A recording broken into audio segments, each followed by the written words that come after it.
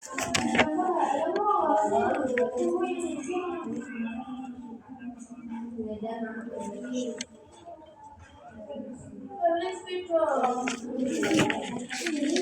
assalamualaikum warahmatullahi wabarakatuh. Allahumma shalli ala Muhammad wa ala Muhammad. Yang terhormat Dr. Gabian Nifda Jumida selaku dari Direktur Utama Istana Pesantren seperti Makmur dan Benefida, dan terhormat juga dengan Mr. Afifah selaku dari Kepala Madrasah Sanawi Al-Quran dan Benefida, dan terhormat juga dengan Mr. Ridwan selaku dari Kepala Madrasah Ali Al-Quran dan Benefida.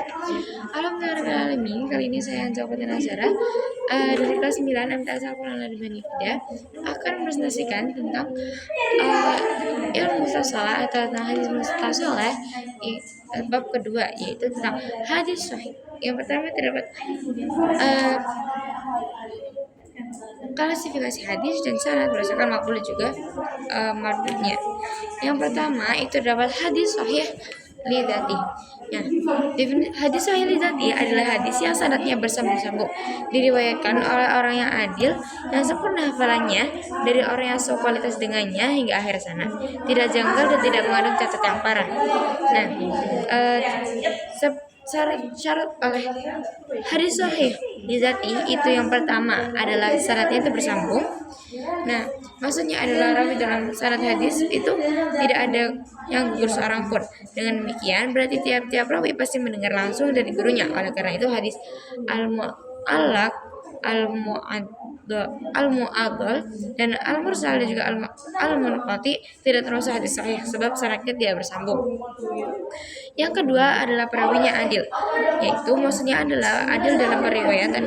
Maksudnya rawi hadis mesti orang Islam, dewasa, berpikiran sehat, selamat dari perbuatan dosa besar atau dosa kecil, berbebas dari hal yang menodai kepribadian, misalnya makan di pasar, berjalan tanpa alas kaki, atau tidak memakai tutup kepala. Oleh karena itu, riwayat yang fasik dan tidak dikenal kepribadian dan tingkah lakunya tidak dapat dikategorikan sahih karena belum jelas kesahihannya.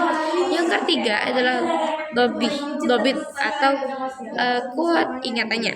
Dobit ini ada dua macam, yaitu yang pertama dobitul sadari, yang kedua adalah dobitul kitab. Yang pertama adalah dobitul sadari, yaitu ingatan rawi itu benar-benar kuat dan menyimpan dalam pikirannya apa yang dia dengar dan apa yang sanggup dikeluarkan dalam dan kapan saja dan di mana saja. Yang kedua terdapat dobitul kitab, yaitu rawi itu kuat ingatannya berdasarkan buku catatannya yang dia tulis sejak mendengar atau menerima hadis tersebut, dan dia mampu menjaga tulisan itu dengan baik dari kelemahan apabila dia meriwayatkan dari kitabnya. Nah, dan juga ada pun dobitul tam, yaitu ingatan atau hafalannya sempurna dan tidak cacat. Karenanya orang yang kadang baik ingatannya dan kadang lupa tidak dianggap sebagai orang yang sempurna ingatan dan juga hafalannya. Oleh karena itu hadis hasan lidzati tidak masuk oleh bagian ini karena di dalamnya tidak dicatatkan syarat dobit yang sempurna. Nah, yang keempat terdapat kejanggalan. Maksudnya adalah adanya perlawanan antara suatu hadis yang diriwayatkan oleh rawi yang dapat dipercaya dengan hadis yang diriwayatkan oleh jamaah atau sekelompok orang yang terpercaya pula. Yang kelima adalah cacat yang parah. Maksudnya cacat yang ada pada hadis yang dari segi lahir hadis tersebut dapat diterima, tapi setelah diselidiki ternyata mengenai cacat yang menyebabkan hadis itu ditolak. Misalnya hadis mursal atau munqati yang diriwayatkan secara mutasil. Nah, yang ketiga itu terdapat contoh dari hadis sahih lidzati. Contohnya adalah hadis yang diriwayatkan oleh Imam Al-Bukhari radhiyallahu anhu dan juga dari Jalal Al-A'raj dari Abu Hurairah radhiyallahu anhu yang kedua itu terdapat hadis hasan lidzati. Nah, hadis hasan lidzati adalah hadis yang diriwayatkan oleh seorang yang adil yang kurang kuat ingatannya, bersambung sanadnya tapi tidak mengandung cacat dan tidak ada kejanggalan di dalamnya. Contohnya itu seperti hadis yang diriwayatkan oleh At-Tirmidzi dari jalur Muhammad bin Amr dan juga Abu Salamah dari Abu Hurairah radhiyallahu anhu. Sungguhnya Rasulullah bersabda, "Laula an asyqu ala ummati la amratuhum bisiwaki inda kulli salatin." Yang kalau sekiranya aku tidak khawatir memberatkan umatku, pasti aku perintahkan mereka bersiwak setiap hari tiap akad salat. Nah, Dalam sanad hadis riwayat Imam At-Tirmidzi tersebut terdapat rawi bernama Muhammad bin Amr. Menurut ulama, dia dinilai kurang kuat hafalannya. Yang ketiga adalah Hasan Lidati menjadi Sahih li ghairi. Hadis Hasan Lidati bisa menjadi Sahih li ghairi apabila menjadi kuat dengan adanya hadis yang sama dari jalur lain yang serupa atau lebih banyak sekalipun lebih rendah. Contoh hadis Hasan Lidati yang naik tingkatannya menjadi hadis Sahih li ghairi adalah hadis riwayat Imam At-Tirmidzi melalui jalur Muhammad bin Amr. Dia menjadi kuat dan naik menjadi sahih li ghairi karena adanya hadis seperti itu menjadi jalur Al-A'raj. Yang keempat terdapat hadis Hasan li ghairi. Hadis Hasan li ghairi adalah hadis yang sanadnya tidak sepi dari seorang yang tidak jelas perilakunya atau kurang baik hafalannya dan lain-lain. Hadis Hasan li ghairi ini harus memenuhi 3 syarat. Yang pertama itu adalah bukan pelupa dan yang banyak salahnya dalam hadis. Yang kedua tidak tampak akan kefasikan pada dirinya.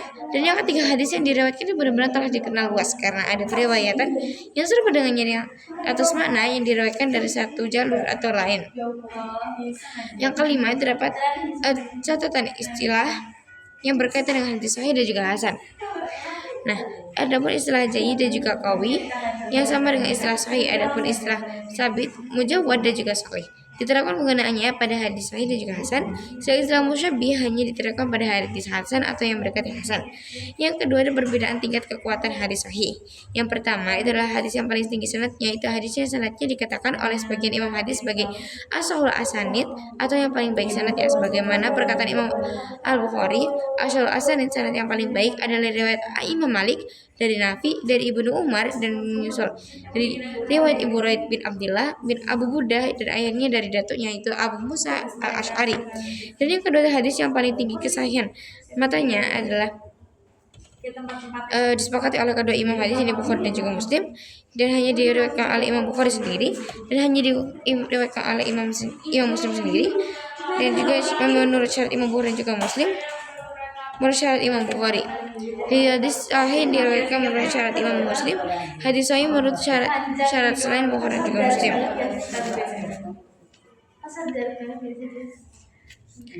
Nah, yang ada kesamaan antara sanad juga matan itu harus sama nilai derajatnya dalam satu sahih hadis, sebab satu hadis itu dinyatakan sahih dari segi sanad. Nah, yang keempat terdapat kadang-kadang para ahli hadis memberi satu hadis dengan 2 nilai dengan istilah hasan sahih. Istilah seperti ini pas dasarnya membingungkan karena pengertian hasan berbeda dengan pengertian sahih. Nah, yang kelima terdapat penambahan yang dilakukan seorang rawi yang memenuhi syarat sahih dan juga hasan itu dapat diterima. Setelah penambahan itu tidak pernah dengan riwayat orang yang tidak melakukan penambahan. Apabila ada pertentangan maka harus diterjih atau memperbandingkan kekuatan riwayat masing-masing. Yang ketiga terdapat hadis dhaif. Nah, hadis dhaif adalah hadis yang tidak memenuhi satu syarat makbul atau diterima atau lebih. Hadis dhaif itu banyak cabang dan juga bagiannya. Tingkat kedhaifan hadis dhaif itu berbeda-beda menurut bobot, ringan atau berat kedhaifan sanad dan matanya.